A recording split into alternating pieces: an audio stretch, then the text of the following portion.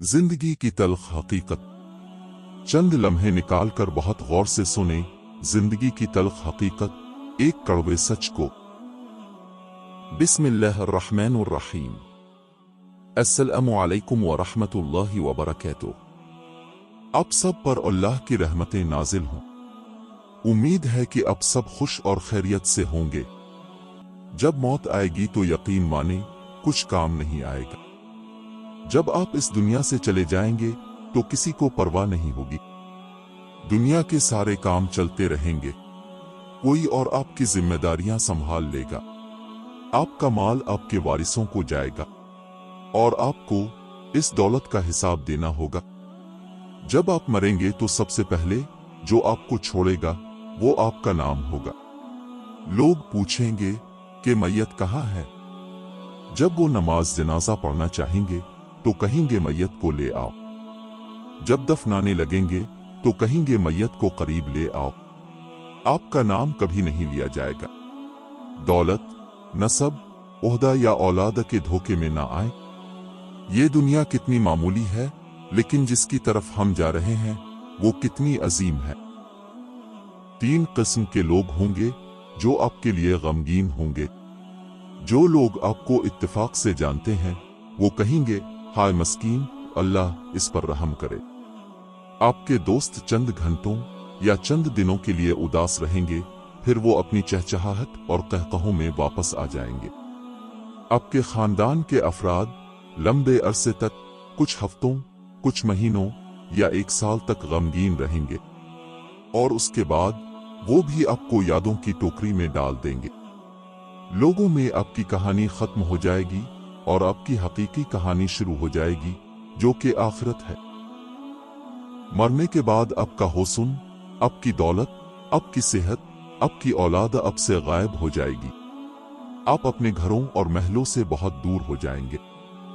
शौहर बीवी से और बीवी शौहर से अलग हो जाएगी। आपके साथ सिर्फ आपके अमाल बाकी रहेंगे, जैसा कि अल्लाह के रसूल ने बयान किया। सही मुस्लिम किताब 45 हदीस 42। إن الله لا ينظر إلى صوركم وأموالكم ولكن ينظر إلى قلوبكم وأعمالكم। बेशक अल्लाह ताला तुम्हारी ज़ाहिरी सूरतों और मालों को नहीं देखता, बल्कि वो तुम्हारे दिलों और तुम्हारे अमाल को देखता है। यहाँ सवाल ये पैदा होता है कि क्या आपने अपनी कब्र और आखिरत के लिए अभी से कोई तैयारी की है। ये एक हकीकत है जिस पर संजीदगी से गौर करने की जरूरत है, तो आप इस पर तवज्जो दें। फर्ज, नफली नमाज, पोशीदा सदका, तहज्जुद की नमाज और नेक अमाल पर तवज्जो दें। शायद यही नजात के जराए हो सकते हैं। अगर मैयत को इस दुनिया में वापस लाया जाए तो सदका देने को तरजीह देंगे, जैसा कि कुरान पाक में अल्लाह सुब्हाना व ताला का इरशाद है। सूरा मुनाफिकून आयत 10।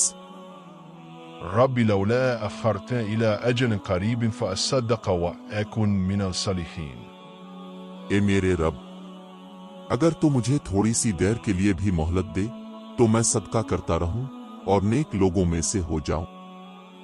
वो ये नहीं कहेगा कि मैं नमाज पढ़ूं या मैं रोजा रखूं या मैं हज और उम्रा करूं।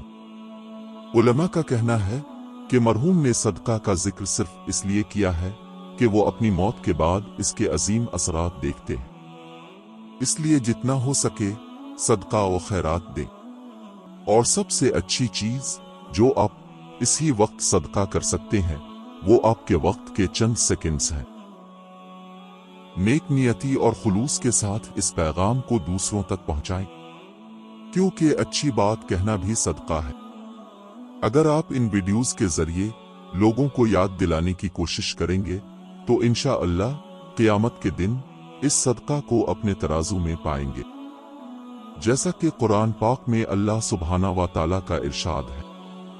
सूरा ज़ारियात आयत नंबर 55। वज़क्किर फ़इन्नल ज़िक्रा तन्फ़उल मुमिनीन। और नसीहत करो, क्योंकि नसीहत मोमिनों को फायदा देती है। मुझे उम्मीद है कि आप अभी से सदका देना शुरू कर देंगे। बिलाखिर جیسا کہ اللہ سبحانہ و تعالیٰ فرماتے ہیں، یہ خیرات مومنین کو فائدہ پہنچائیں گی اور قیامت کے دن ہمارے ترازو میں ہوں گی انشاءاللہ۔ ہمیشہ یاد رکھیں، کبھی کبھی ایک سادہ سی دعا، ایک مسکراہٹ کافی سے زیادہ ہوتی ہے۔ آپ کی حمایت، آپ کی سپورٹ دوسروں کو سچ کی طرف رہنمائی کرا سکتی ہے، آپ لامتناہی انعامات کما سکتے ہیں۔ ملتے ہیں اگلی ویڈیو میں۔ اللہ سبحانہ و تعالی ہم سب کو اپنے حفظ و امان میں رکھے اور سیدھے راستے پر چلائے، آمین یا رب العالمین۔